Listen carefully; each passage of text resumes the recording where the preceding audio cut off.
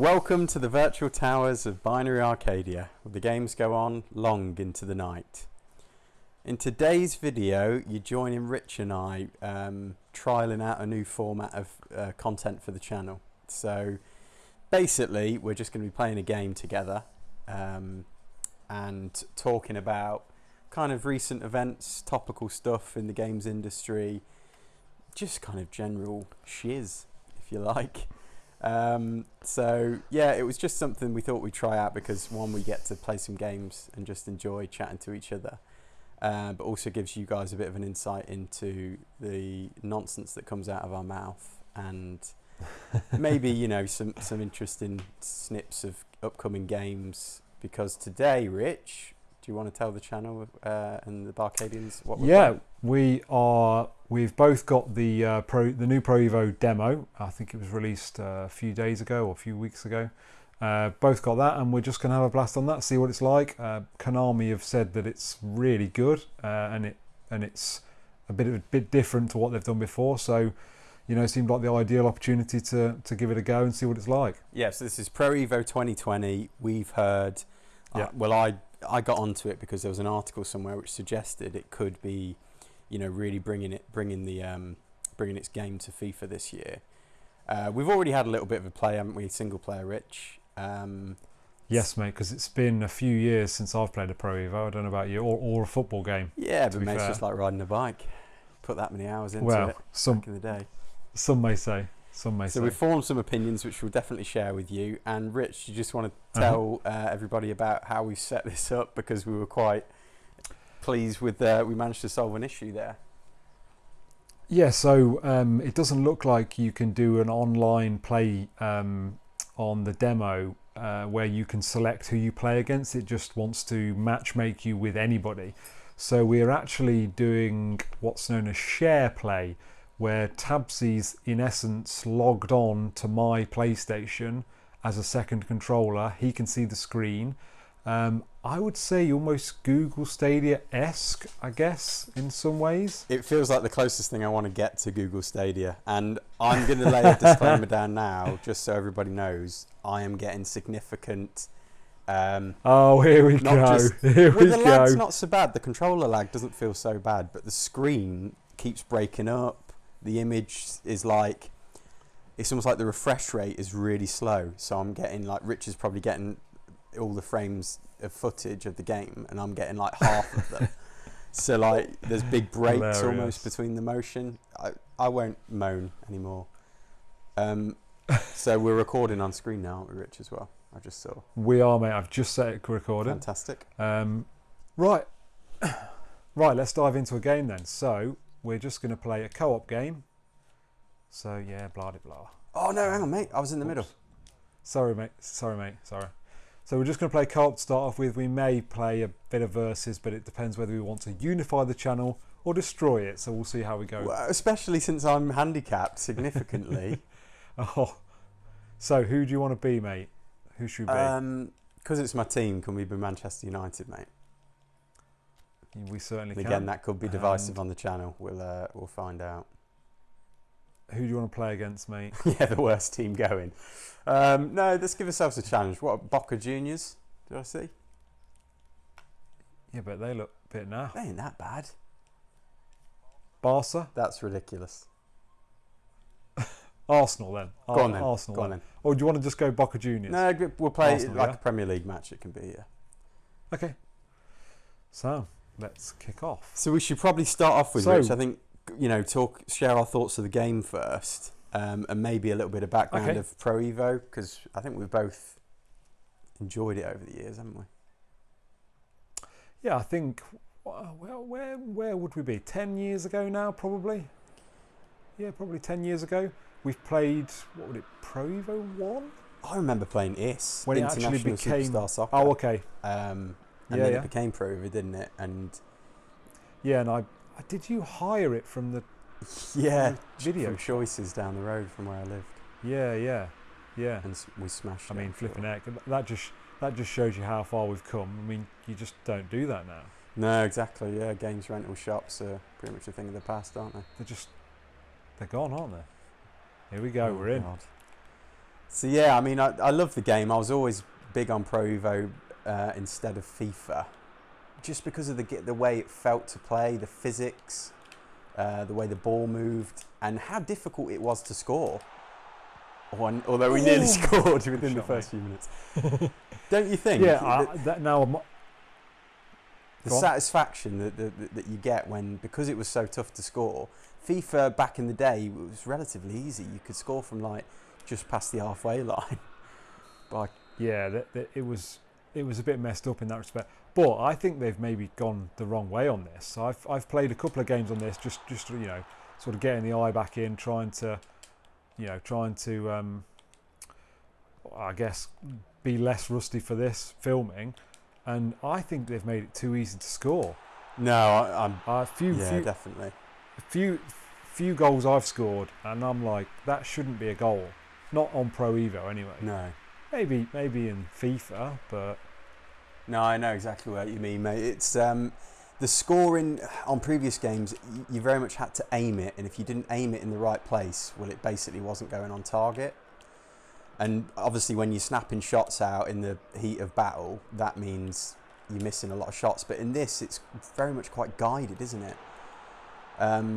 So I'm finding that it is quite easy to score, but at the same time, not if you shoot like that. But I think that it's a good thing in some ways, because at the end of the day, as a player, on some of the older games, you'd sometimes see these world-class players shooting and missing howlers. Whereas, you're a world-class football player, they should be able to finish quite clinically. So yeah, agreed.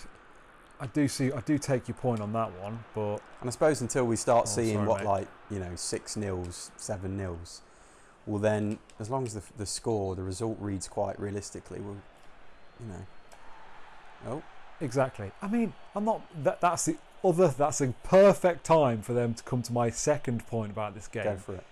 Apparently, that's a yellow card. How's that a yellow card? That was the X button, which puts pressure on the opponent. That's just I've ran into him, mate. I've not pressed anything there. That's unbelievable. I've just ran into him. That is pretty. It's definitely twitchy, isn't it? The refereeing on this game. And don't get me wrong, I actually think they've done a really good job on the physics. I know you're not so keen, but I think it feels quite real. I think they've I quite like the physics. A good job there. There's a floatiness to the animations and characters at times, which feels a bit sluggish. But, that is quite realistic. Shoot. Oh, yes, mate. Buried it with input, nice, mate. But there's a prime example, like 18 yards out. And don't get me wrong, that was a good goal. It's in the corner. But I don't know, it just seems like it's easier to get them in the corner than it was before. Are we going to appreciate? I'm going to if you know what I mean. if I can get on the old replay mode. Oh, so just to take us back to the refereeing, Rich, just tell us a bit about why you're not so happy about it. Yeah, so you pretty much, you may as well forget slide tackles, because even a well-timed slide tackle is a foul. And can be a red card if you're in the right area of the pitch. Tackling. Oof. Oh my God. Had a mare. Go on then, tackling. Yeah, so tackling. So and then obviously there's the two types of tackle. You've got the X tackles, and you've got the and then you've got the slide tackles. Slide tackles, you forget it. But even the X tackles, you have to time them as well. Normally it would just be, you sort of, there's a mechanic there when you're near them and you're sort of hounding them for the ball. Yeah. Whereas now it's like, if you're pressing it, you're basically tripping them up. So yeah, it is a bit harsh, isn't it? Because in the past you just hold pressure almost automatically, because you want to get that player close to them and get the ball off them. And for it to suddenly be more punishing, what's happened? Off the ball foul. I was just offside, mate. That would have been nice. It would. And yeah, but now that it's so punishing that, like you say, you have to kind of time and be a bit more reserved with your use of that pressure button. Yeah, exactly. So before, when you used to play Pro Evo, you used to be hammering it. I don't know if you were the same, but you'd just be hammering the pressure button. And eventually, you'd get a foot in and you'd get the ball. Whereas now, there's almost a timing to that as well as the sliding tackle. The only reason in previous Pro Evo games where you wouldn't go so aggressively with the X button is because you'd start to pull players out of positions. And if you did that too much and commit too many players, you're ripping the team formation apart and, it just falls to pieces. So yeah, that is a bit of an adjustment on this, but that's the thing. I think you can adjust to it. Yeah, the only thing I'll say is maybe, like, I'm complaining about that, but you know, when I think about it, is that maybe better? Oh, sorry, mate. I thought at first. You know, as in, is that more realistic? Because of that's how it would be in real football. Yeah, that's true. See what I mean? Yeah, and I don't think it necessarily, once you've adjusted, they should have finished that.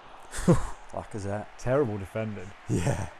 So, and there are other functions which are quite cool. Like on set pieces, you now have this option with the D-pad to select almost like plays. You can rush them all in, or you can have a man dart in from the edge of the box. Yes. I quite like that. So, yeah. It's you, mate. I'm sorry. Yeah, so I think it's different. The trouble is, I've not played a Pro Evo well, actually, the last... Did we play Pro Evo on the Switch, Tabs, or was that FIFA? We've recently played it. Yeah, it was on the Switch. Yeah, no, actually, no, that was FIFA, wasn't it? Yeah. Yeah, I thought it was. So, the last Pro Evo I played was that probably 4 or 5 years ago. So, maybe it's less of a case of they've changed a lot, more a case of I'm so out of touch with what's yeah. Oh, he's what's going on in. Sorry. Oof, that's a red card all day. I was enraged because I'd missed the through-ball opportunity. Don't send off Rashford. See, you have got no card for that at all, and then that other one was a yellow card. A lot of it's to do with the area of the pitch, I think, as well. But we're hoping in the final game you'll be able to tweak this ref sensitivity, right? Yeah. Yeah, hopefully. It just seems a little bit weird. Jarring almost. No, I agree. Oh. So, another thing I just wanted to comment on, the transition screens, Rich. I'm really not a fan of this eFootball. Yeah, you're not, are you? It's really really irritating after a while. I did say my belief is that there's an element here where they can't make the demo too... That was awful. They can't make the... Polished. Yeah, they can't make the demo too polished because, well, at the end of the day, football games are very cyclical and you're just playing games over and over again. So in that way, a demo could almost serve as the full experience. There's no need to buy the game. So I can see why they might put these kind of little quality of life things in to kind of just niggle you a bit so you buy the proper game, but to give you enough of a taste to think, oh, I really like this. I said in a message to you, Rich, didn't I? It's a bit like Spotify, how they bombard you with the adverts, and for the premium version obviously takes them away. So there's an incentive there. Of course, yeah. So yeah. Any more thoughts on the game, Rich? I think my gut feeling is they've made the keepers slightly worse than the last time I played Pro Evo. It used to be like it was impossible to score past the keepers. You know, as if they were like supermen or something. Whereas I've scored a couple of goals against... I think it might have been against... Was it against Arsenal? I can't remember who it was against. So I don't know what the keeper was. But yeah, I did think... I mean, that one obviously was saved, but it was straight out the keeper. It seemed like either side of the keeper and you're basically going to score. Yeah, but then again, are we being too judgmental? Because let's be honest, most times we've probably played with Barcelona and top-class teams. So then if we start a Master League and we've got crummy players, are we going to start to feel, you know, it's a lot harder to shoot? It's just that we're playing with players who have like 92 shot stat. I'm offside by country. Yeah, I see what you're saying. So there's some context sensitivity there. Yeah, we had two players like about 30 yards offside. Yeah, this is it. And again, are we being a bit too hash with our criticisms there? A bit too hash, a bit too rash? Yeah, maybe. I think there's enough new here for me that this is a worthwhile purchase if you've got time to play it. Because I think this is a good step on football games that I've played. Now, I'd just like to caveat with that, I haven't played the latest FIFA. So I'm basing this on what I've played previous, which was the last Pro Evo I played. Yeah, we have no contemporary comparison to the latest offering of FIFA, do we? But so I'm not saying... I'd love to get my teeth stuck into a Master League on a new Pro Evo game, mate, I have to say. It's a big time sink, but I used to enjoy all that team management. Oh, you know, that RPG aspect almost of raising a football team from scratch. That's it, yeah. So, yeah. So that is what we've got to say on this game. So we're just going to talk about a few little, I guess, game news, interesting things that have happened in the last couple of weeks. You might say something that's close to heart, Richard. Oh, okay. You like the segue there? So what Tabz is... I loved it, mate. You're basically a professional at this point. I think some of you guys have seen, was it Monday this week? Monday this week of the week we dropped the Death Stranding trailer. The Death Stranding analysis. We've done another short analysis on some Death Stranding, some more thoughts we had. Now, it just so happened that coincided with Kojima dropping basically a talk through with the character Heartman. It's like a character profiling Heartman piece, trailer. wasn't it, almost? Exactly, yes. And there was some interesting things in it. I don't know how much there was really to offer in it, other than it just introducing the character quite nicely. Yeah, I think there potentially is, but nothing concrete to connect. We've talked about, haven't we, perhaps the use and utility of Heartman as a character in terms of Sam's experience. So maybe along the lines of him almost being a vendor of sorts that Sam's going to visit throughout his journey. And you had an idea specifically as well, Rich, for what that could be about. Yeah, so I think he is a facilitator. That's a good challenge. So I think... Skyder. So I think he is a facilitator. So we know every 21 minutes he goes to the other side, which means we know that every 21 minutes he is in the other realm. So if we need to do something in the other realm, so we need to find somebody, we need to offside. Oh, good. Sorry, buddy. So say we need to find somebody. That was a strange move. Carry on. Don't know. So if we need to find somebody, or for instance, if you notice in the trailer, I don't know how closely people were looking at the trailer, but there's a body on the table, and I wonder whether... do we know that 100%, Rich, just to moderate? It looks like there could be a body bag on the far left of the shot. It looks like there's... And we don't know the context of that. That could be Heartman's wife or something, and that's why he's looking for them. So, obviously, we're not saying this is hard facts here. There has to be a level of doubt in there. But I wonder whether we take bodies to him when either people have died and we need to talk to them about something that happened. So, like, what happened, why did you end up here, or whatever. And he is a way of facilitating us talking to people on the other side, basically.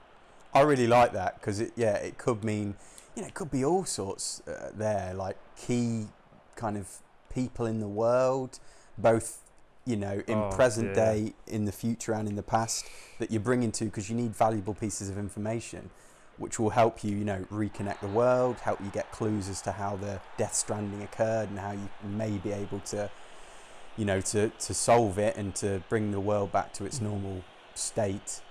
I think there's just so much there. And it makes me think more and more that, and it's interesting that his like office, residence, whatever we want to call it, looks like it's up in the mountains, as if, to get there you've got to trek there. Yeah, that's a good point. So it's not accessible straight away in the game, because I think we've already seen that it's possible that, like places where they're snow covered, you need the exoskeleton to be able to traverse that bit of landscape, and it might be that's how this is not open to you straight away on the game. Yeah, and you can imagine it's a nice way for Kojima to deliver some big story beats, isn't it? With, some cutscenes at Heartman's, giving you this key information about a character or body you found. Ooh. And yeah, I really like the whole, just the character building involved there as well. The way he's got all this entertainment. Well, we know that Kojima loves character building, don't we? We know that's like his favourite thing. Yes.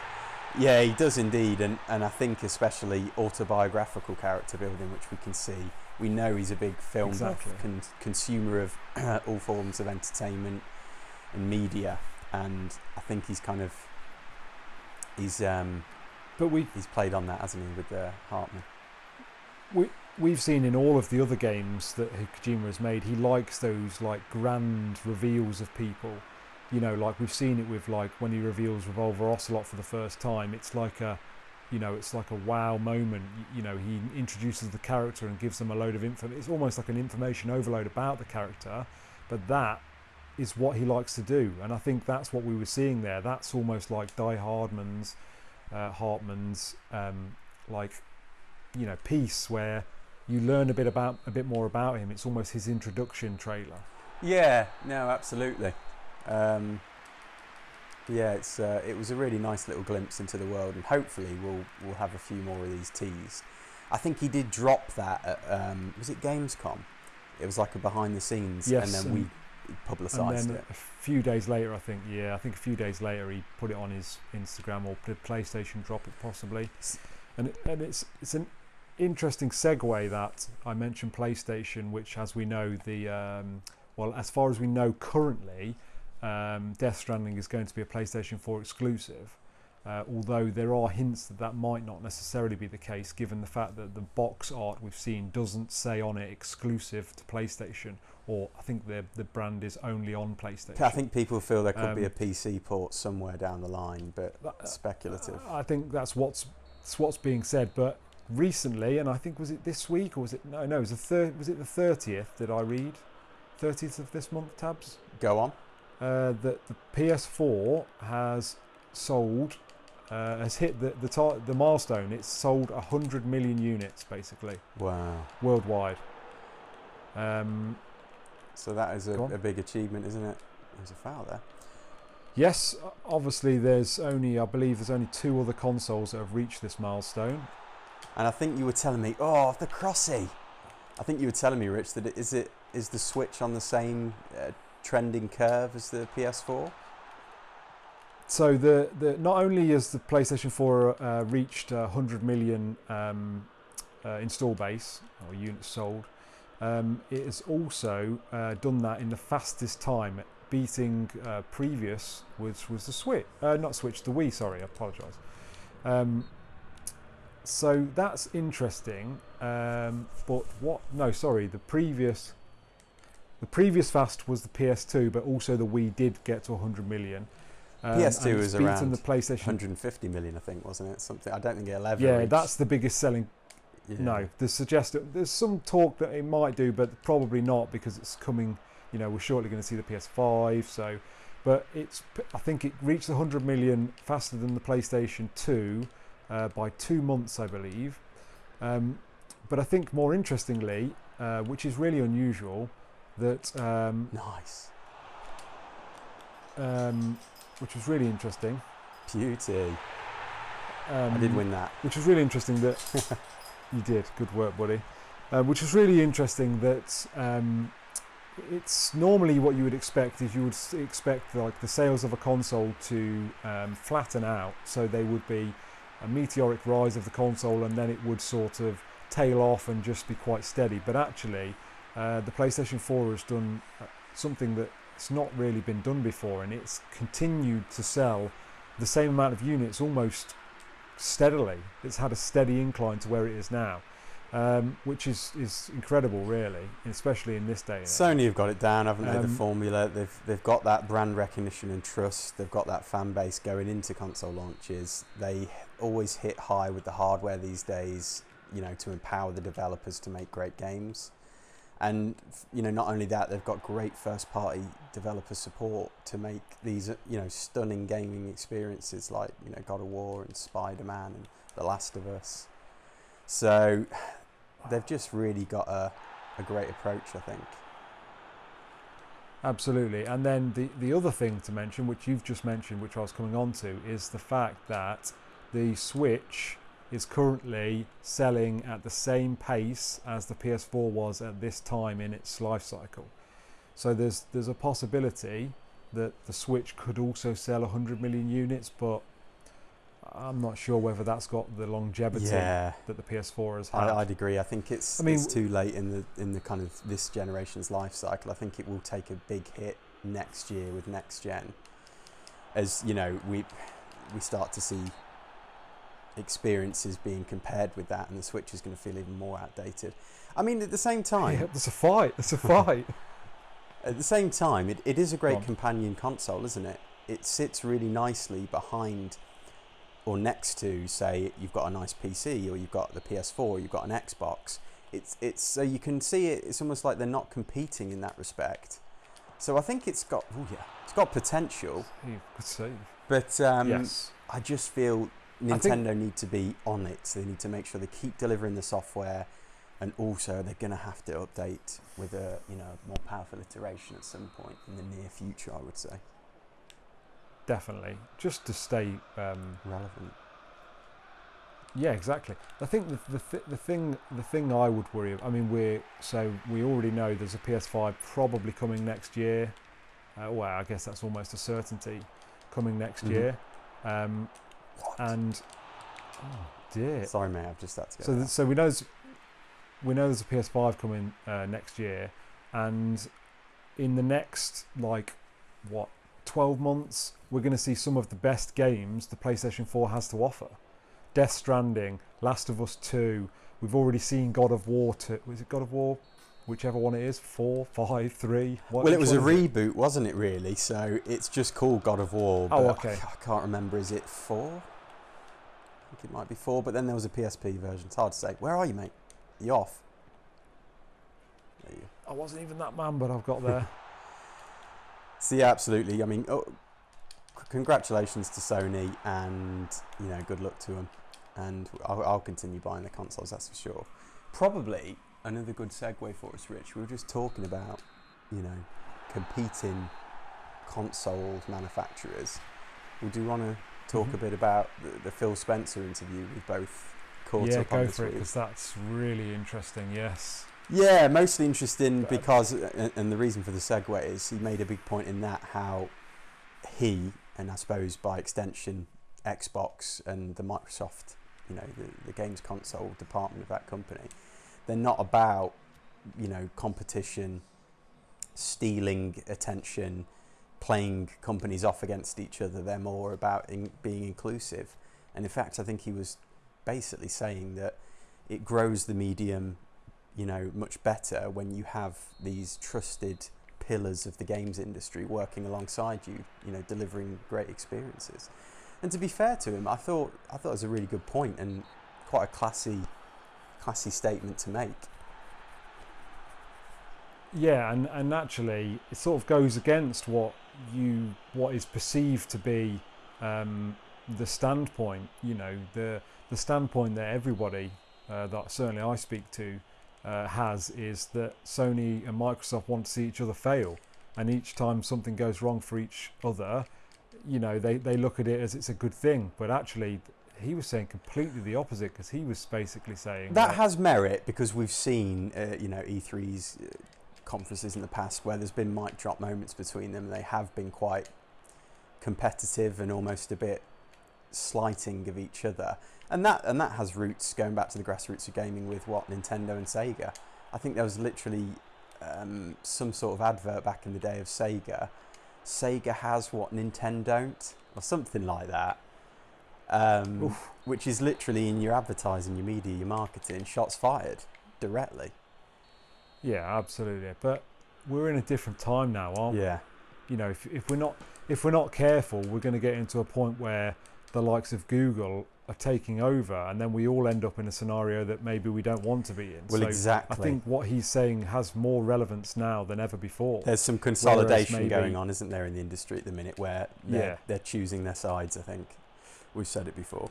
Well, I think I was speaking to someone, so I can't remember who it was, but we was talking about if people knew how powerful Amazon was going to be, they'd have never let it come to fruition. You know, the likes, all the other big retailers that have missed out on the fact that Amazon has become so big, if they'd known at the time that it was going to be so big, they'd have done something to, you know, they'd have teamed up or whatever to do something about it before it became... Yeah, you've got to hedge your bets, haven't you? Make sure that... Exactly, and I think there's a lot of that going on at the minute. You know, like, hang on a sec, what if Google Stadia is a thing? What if it's really good? So actually, we need to get in bed with people to make sure that we're covering the bases. Yeah, I mean, and just to take us back to the interview as well, I did totally get where he was coming from. He was talking about Minecraft a lot and about how that's been such a successful franchise, but you know, he wasn't talking about it in as far as being a cash grab, being successful in the last year. He's talking about it being cross-platform, about it being like, well, it must be. Is it getting on for a decade in terms of, I don't know how long it's been out for. I think he actually says in the video that it's 10 years old and it's actually more successful than it's ever been in its 10th year of being out there. And so, I really appreciate that, because, you know, that says what he's saying there, it's all about sustainability. It's not about, you know, short-termism, about quick cash grabs as we've seen on trending genres and things like that. It's about sustainability in the business as a whole. And I just think that is, and that's a lot to do with respect between the consumer and the provider, because you can't sustain a good business without respect between, you know, those two sides of the coin. No. Yeah. So I really do appreciate that, and I suppose we should, talking about the interview, Rich, we should mention the interviewer. The person interviewing, oh dear. I think if I'd have been being interviewed by this chap, I'd have walked out. I know, mate. It's just such hostile. a strange, rude at times, talking over him at times, you know.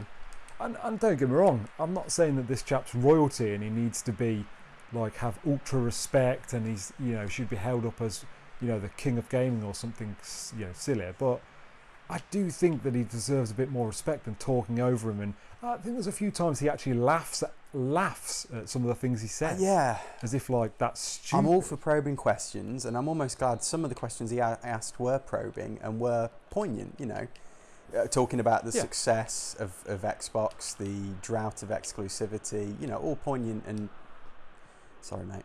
And very good questions. But yeah, it was the manner of the interviewer. He, as you say, continually interrupted him. There was a smugness about him. And he would cut him off, you know, while he was making points. Offside, sorry. And it was just generally like, you know, you've got to think person to person. There's a level of rudeness there that you just wouldn't expect conversing with a human being. It just wasn't nice. Yeah. Especially in that, you know, he's gone to interview him because he wants some information about stuff. And actually, did you watch the interview all the way to the end, Tabz? I think I did. I mean, I was having a workout at the time, so I might have missed some bits. They basically gave the interviewer like a trial of their, is it Xbox Cloud? Oh, is really? it? What's it? Yeah. So they basically gave the chap like an in-house look at what's coming, basically, at their like cloud gaming platform, which is really nice, isn't it? And yeah, so they've done him a massive favour. It was obviously behind closed doors, so he, you know, and he couldn't reference it too much. Although Phil did prompt him to say, because the interviewer was basically saying, well, why don't you just get it out as quickly as possible? You know, even if it's rubbish, you get to market first and then hone your product. And he was saying, well, actually no, because it doesn't matter. We don't need to be first to market. It's more important to have a good product than be first to market. And I think Phil said to him, well, would you release that to the market? And he was like, well, yeah, maybe. And it was obvious that it was more important for it to be a quality product than to be a first product. And that's quite endearing. Well, again, yeah, that is just a nice sentiment there, isn't it? And even like that, so he's had a hostile interview, could have easily walked out, probably felt very under pressure at times, and he's still gone and offered something, you know, as a gesture. It's just all round a very classy showing from Phil Spencer. You've got to give him kudos and credit. Yeah. Yeah, and actually, I don't think I'd have been able to keep my cool with that interviewer. It was awkward, really, really awkward, and it didn't need to be. Absolutely. You know, because really, Phil was doing him a favour, really. No, definitely, mate. So, and just to change us on topic a bit, you mentioned there about Amazon being such a colossal giant, and people, you know, perhaps wanting to or wishing they'd thought ahead themselves. Sorry, mate. Well, I did see an interesting article. Probably don't want to settle on this one long, but about apparently Amazon staff listening in to private conversations, arguments, perhaps even some bedroom antics via Alexa. Oh dear. Oh wow. I mean, that's massive breach of personal privacy. And I mean, I didn't think they could do that. I don't know, you see. I mean, there's terms and conditions these days. People just don't even read. I wonder if there's something in there where users have actually given their permission to kind of provide feedback. I noticed as well. Oh, I see. I noticed as well in the news today there was something about apparently the police force in America are able to get almost instantaneous access to Ring doorbell footage. Really? There's no to help obviously solve crimes and that, but there was some speculation that they're able to get hold of the information too easily. There's a concern there, isn't there? I just feel like that. But if it's solving crimes, there's nothing wrong with that. Yeah. Well, people have issues with that the whole Big Brother state thing and how far it goes, and will we end up in this dystopian 1984 type society where you can't move for being watched and you're being there's a potential of brainwashed by your own government. Yeah. But you know, that's a big exaggeration. But it definitely feels weird, doesn't it? All this kind of people have said for a while that our phones are listening to us and like will then pepper us with ads if they're hearing us talk about certain things. So maybe we'll get a load of ads for Provo 2020 after this, mate. Maybe we should buy it. I'm enjoying it still. Yeah, it's good, mate. It's hard to play and speak. I'll say that much. I know, yeah. As soon as the conversation gets more interesting, the play goes down significantly. But I think we're winning. I think we're winning on the tally. So yeah, we don't. So the fouls on this game are ridiculous. Basically, everything's a yellow card. Literally, everything's a yellow card. Oh. Anything else you want to talk about, Tabz? I know there's a few things that we said we might get to. I mean, I guess one of the big things we could talk about, and it happened at the weekend, was the Fortnite World Cup, which is incredible, really, that there's now a World Cup of a computer game. That's incredible. No, absolutely. It just goes to show where gaming is moving as a medium, because, crikey, back in the day, we would never have thought it, would we? And I think there was $30 million in prize money. Yeah, and I think the actual winner won $3 million. The winner of the single player won $3 million. Yeah. I mean, it's incredible. And he was what? Is he a young lad? Is he 14, 15, something like that? I think so. I think is his name Kyle Giersdorf? Giersdorf? Something like that. I'm not sure how you pronounce it. We'll maybe flash up on screen for the viewers and fact check that. But it's... No, that is him. I'm just not sure how to pronounce it. Oh, okay. It's Kyle Giersdorf, I think it is. That's what I'm going to go for on the pronunciation. Yeah, it's definitely... I don't know. I suppose it's a good thing, isn't it? It brings money to the industry, exposure, excitement. There's a lot of community going. Personally, as a game, I'm not the biggest fan of Fortnite. I'm not too sure it has the best. Although, watch this space for a workout video. Yeah, we would like to put together a workout video, and I do have to say my nephew is a massive fan of Fortnite, and at some point maybe we'll do a little cameo video with him and he can tell us why he loves it so much and maybe open us up to it a bit more. But definitely, although go on. No, I don't know if it's just so far away from what I really love about video games, but that doesn't mean to say that it's not good for the games industry. That's because and you're the same as me, really. We love story games. Yeah, I think we do, don't we? Ultimately, that's what we love. We love the stories. We love characters. We love, following a narrative. That's what we love about games. The likes of Shenmue. I guess nowadays you're very much a lover of the open world games. Not that I'm not, but you've been a lover of the open world games for a long time. Yeah, this is it. It's those real kind of what feel like more meaningful experiences. But then again, I've spoken to my nephew about it, and he does talk about Fortnite almost like it is a story, because it has these seasons, doesn't it? These episodic drops, these content refreshes, and he talks about it like there's almost a narrative there. So each to their own. I'm not going to cast judgment or anything, but bad luck. I'd like to get ahead with goal. But yeah, it's certainly interesting that you can make a very successful career out of being very good at video games, and an extremely lucrative career as well, from being good at computer games. I mean, that was unheard of. It's not that long ago that we were talking about people by the way, we've got 5 minutes to go on the share play. Can we just jump straight back in? I think maybe. Yeah, I think we should be able to. It's not that long ago that there was a stigma about people playing games were like geeks, like stuffed away in their rooms, and that they were in some way inferior. It's almost a negative thing to play games. It was a subculture, wasn't it? I think you call it a subculture, where it was perhaps, like you say, a lot of stigmas were attached. But now it's mainstream, isn't it? Almost. It's we've got the likes of the Gran Turismo games that are creating real life racers. People that are coming through the GT Academy are becoming real racers. Wow. So yeah, it's really interesting, and following on from that, there's a full E series in the Formula One now where they're literally playing, the Formula One as an e-sport basically, and all of the top teams in Formula One are in board in it. So I think gaming has come such a long way in the last 10-15 years. It's crazy. I suppose the big thing for me is all well and good. Then I'm well up for it as long as it doesn't take away from real sport, because I still think that's important. Yes. No, I get what you're saying in that. Hopefully we don't lose, proper sport, and we're not all just playing football on the old Pro Evo. This is it, because you can imagine, couldn't you, in like an ultra PC society, where health and safety goes mad. Well, there's no risk, is there, to playing digital games so much? No, of course there isn't. Or F1 especially, sports like that, which can be potentially life-threatening. Fatal. Yeah.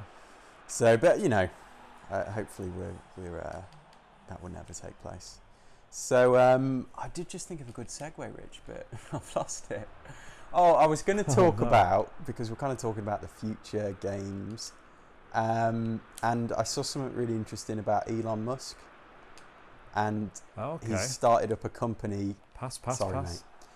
Started up a company called Neuralink, I think. And the idea behind it is all about basically expanding on and developing the interface between humans and technology. Because, mate, is that our first goal conceded? Yeah, and the share play is going to stop in a minute, which means you've got to finish it on your own. Potentially, yeah. So yeah, anyway, so this company Neuralink is all about bettering the connection between human beings and technology. Very much in the way you could say that mobile phones are an extension to us, because they give you access to almost infinite amounts of knowledge. So the thought is that in the future, if we can be somehow neurally linked and connected to our technology, we can recall things almost immediately, and it's just going to be a big bridge between us and technology. And I think Elon Musk he's talked about, there's a Joe Rogan podcast that I watched once about, he's worried about AI. He thinks it's going to take over humanity. He thinks it will leave us behind, and it will be, we'll be an extinct species, and they'll be the next evolution. And I think this for him is a way to make sure we're not left behind, and we can almost hybridize with technology. So become one with them and evolve. Oh my word. What a free kick. Well, this game's a I write-off. mean, has that just happened? Not a lot we could do there. Oh dear, no. So yeah, so I find it very interesting. I think there's some massive moral questions there, and obviously he's talking about implants. So literally putting implants in your brain, which sounds very, if you've ever watched a film, Rich, called Johnny Mnemonic with Keanu Reeves. Oh yes, doesn't he have an implant put into it? Yeah, which It's got some software on it or I think something. it's got the cure for cancer on it or something like that, and it. Oh wow, Yeah, and they can't. It's like corrupted, or they have to like crack into it, and obviously he's like hot property because I think there's big pharmaceuticals or big corps trying to control it, and yeah, it's a scary prospect. But at the same time, and again, there's some big kind of bonuses or big altruistic opportunities there, because he's talked about how it can be really. God, with 3-0 down, it could be. Oh, I've been kicked. Some big altruistic opportunities in as far as, well, you know, paraplegics, people who are disabled, can neurally, you know, look at Stephen Hawking, for example. If he could make a neural link with a, you know, piece of technology, well, he would have much better quality of life, perhaps, because he could have communicated more easily. He could have been more productive and perhaps done more things to feed his interests, because of a neural link would have just broken down those barriers he had by not being able to really physically manipulate things quite so well. So yeah, it's a good and a bad thing, but obviously could eventually mean we're playing video games just by thinking about it, which is an interesting prospect. Absolutely. So we could just be imagining kicking this ball, Rich, and you wouldn't need to be pressing buttons. It's just going to be totally intuitive. Combined with VR, blimey, well, we're basically in Ready Player One in a virtual life. I don't know what's happening now. I seem to have computer players with me. Oh, someone taking over for me? Yeah, I've started the share play again, but it doesn't seem to be... Okay, hold on. Yeah, I can go and join it again now. Brilliant. So yeah, anything more to say? We've lost.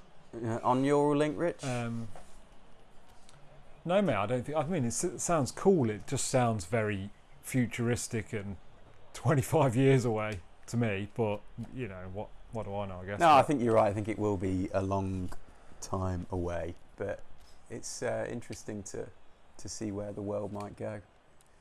It's the sort of thing, though, that you could very easily think could be the future, like, unfortunately, streaming platforms. So. And that's a nice segue, Tabs. I like that. So let's have a little conversation about Google Stadia, and then maybe let's wrap this video up. Yeah. Well, just can you play now, Tabs? The controller's not coming up. It says a screen other than the game screen is displayed. The host must operate the system.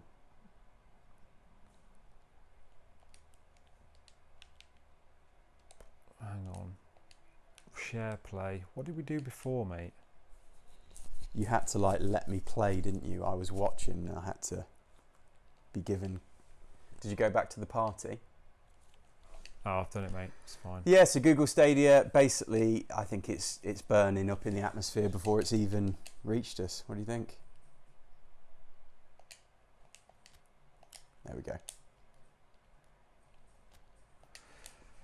Well, so I think originally we thought that it would be... so if you paid in for the premium version of it, that you would be getting access to all games, but that's apparently not the scenario. You pay into the premium thing and maybe you get one game a month, but all the rest of the games you've got to pay full price for, so circa £50-60. Exactly, so the benefits it offers in terms of streaming from every device, unless you're travelling all the time, and that sort of kind of unique benefit is actually going to be, well, a benefit, I just don't see why you would go for it when you're having to pay full price for games anyway, and you can't even keep them permanently. Well, there's no guarantee of that. It just seems baffling to me. Oh, that would have been a nice volley. That would have been a goal. Yeah. So yeah, I feel it's just not a good business model, and unless they backtrack. So if you look at the pros and the cons, you would go pros: accessibility, because you can play it anywhere. But what is the other positive about it? I can't see that, because it's a worse. It will be a worse play quality. There's compromises when there. You're streaming. Yeah. No, I hear you, mate, and you know, we're not very big advocates of Google Stadia anyway, and with this, it just feels like the coup de grace, the nail in the coffin for us. I won't be wanting to. And adopt. I think the worry is that so Google, if you could go through a list as long as your arm of projects that Google said, oh, this is the next big thing, and then they don't exist anymore because they went down a certain path with them and then just went, you know what, like Google Glasses. There's a great one. You know, you never see anyone with a Google Glasses now. Yeah. It's nonsense. And they keep saying they're going to play the long game with this one, or suggesting that, and they're ready to invest heavily. And maybe they will, but you know, I don't think they're off to a flyer, put it that way. So yeah. Can I just change topics? There's a couple of things I wanted to mention, and I know we're probably running out of time for today's session. So one of them was just to say I'm really excited for Outer Worlds being announced for the Switch. And essentially why, Rich, is because you know how much I've been going on about like a AAA title, like a GTA or a Fallout game coming to the Switch.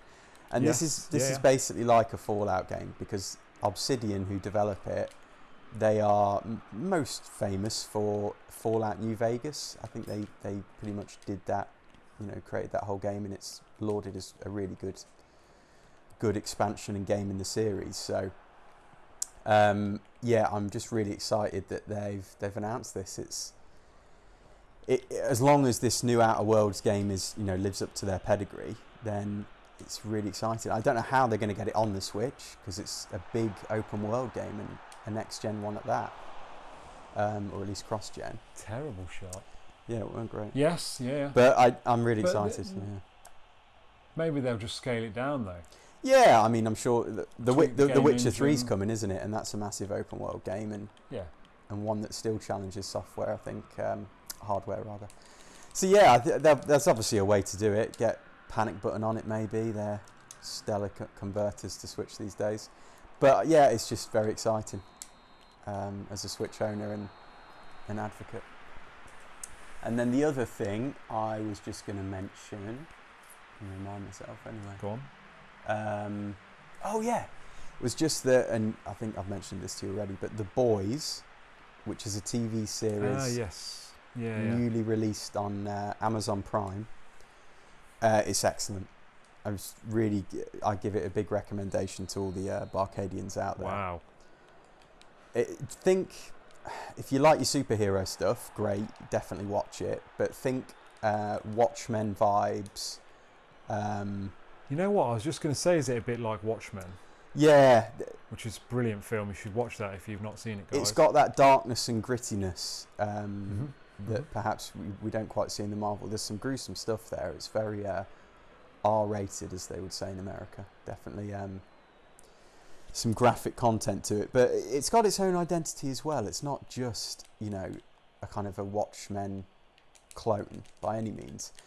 And I've pretty much binged the whole series 1. I'm just really excited for season 2 now. So definitely gets my recommendation for people who perhaps haven't got a series at the minute and would like to try something a bit different. And there's a possibility that I'll be watching an episode after this. Good man. I like it. I've already got somebody on that bandwagon. So yeah, although that's not from today's comments. That's because you told me the other day to watch it. Oh, it's worked on you over time, has it?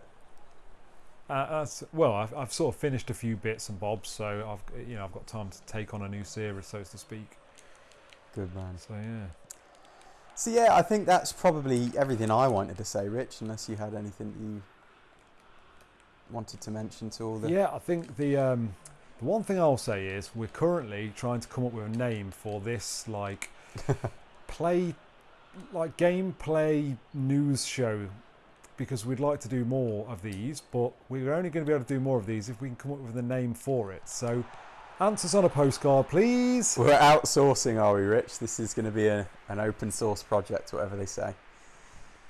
Well, no, I'm not saying categorically someone's going to come up with a good idea, but at the moment we're not sure what to call this, are we? We had couch play, that was up there. BA couch play, and then I like rants and bants, but it's also a bit laddie, which probably doesn't fit with the channel so well. And then you also like Banto Box, didn't you? Oh, that sounds awful now you've said it. Just because Bento Box, it was a nice idea, everything in one package, and it's like a roundup of the week's content. But Bento Box sounds terrible. Now you've said it out loud. And then I'd got the Gameplay News Show. The Gameplay News Show, which is interesting. Yeah, because it sort of does exactly what it says on the tin, but. Yeah, Game On News Show. I feel like it needs to say something to do with news or headlines or the Gameplay Headline Show. So Gameplay Headlines. I don't know. Barcadians out there, the Hive Mind, the Barcadian Hive Mind, please provide your suggestions and we'll see about it. And also let us know, what you think of the format, because I appreciate. Sorry, Matt, I got greedy there. I appreciate that it's probably been a bit staccato in our conversation because it's hard to play games and deliver a smooth video, but we just wanted to this is something a bit for Rich and I, because we enjoy playing games together and we struggle to find the time for that these days, and hopefully, as we say, a bit of an insight into just a more conversational sort of relationship we have together. And we sort of thought maybe it would be a little bit more dynamic than some of the videos we've done before. We're literally not just sat on a couch. Yeah. Oh. Nice. Yes. We're not just sat on a couch chatting or sat in the chairs chatting to each other. We're actually, we're doing something fun that's dynamic and that's maybe more interesting to watch while you listen to us ramble on about our thoughts on things. And maybe next time, if we do feel it's a bit, because it does feel a bit stop and start, just when we've been playing, maybe next time we could do, say, one of us plays a game and the other jumps in on the share play feature, Rich, so we can both still feel the experience of playing together, but then the other person can lead the kind of conversation a bit more to help fill in the gaps. Might just make it a bit more of a subscriber friendly experience. But again, as Rich and I say, drop us your comments, let us know what you think to the new format. Definitely. Let us know if it's interesting or informative or entertaining, whatever. So I think that's about all we've got time for then, Tabz. Yeah, I'm happy with that. We're nearly finished this game. Should we just finish this game? Yeah, go on. Let's finish it. Hopefully the gameplay is still being captured. Oh dear. Straight red. I think we're up on the tally there, mate. It's got to be about, 5 wins to 1 loss? Something like that. I mean, the thing is, we were in conversations about, more important, interesting things at the time when we lost. So, I don't know, not putting that out there as an excuse. I'm just saying it just shows it's difficult to play and have, informative, interesting conversations. Well, it spared us the ego burn anyway of losing, so... That's simple. Exactly. So, there we go. Well, thank you everybody for watching. Please give us a like if you enjoyed it. Really helps to grow the channel and support us. A dislike if you didn't know, because feedback is always welcome. If you like what Rich and I are doing with the channel, then don't forget to subscribe and ring that bell for notifications to stay abreast of all our new content. We'd love to have more and more Barcadians on board, just filling out that community that we already have. So thank you everybody for supporting us. And I think that's probably about it, Rich. Another one for the archives. Stamped and completed.